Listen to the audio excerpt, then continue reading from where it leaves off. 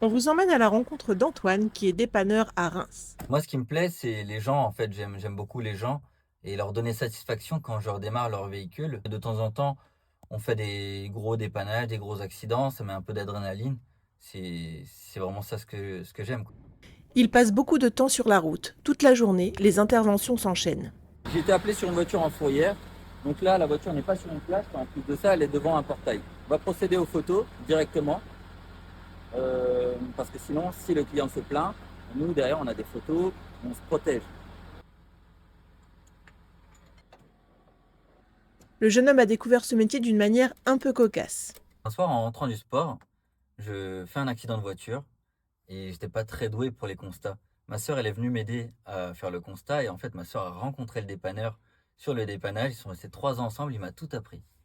Antoine prend toujours quelques instants pour appeler son client avant d'arriver sur place. Oui, bonjour, c'est le dépanneur. Oui, alors dites-moi, qu'est-ce qui se passe sur votre véhicule? Le jeune homme est un peu impressionné. Il connaît Antoine.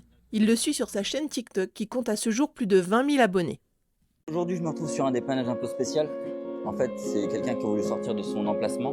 Je monte mes dépannages. En fait, je fais différents types de dépannages tous les jours. Des fois, j'ai la petite surprise de trouver, par exemple, un véhicule qui a fait un vol plané dans le canal et qui flotte et qu'il faut aller rechercher.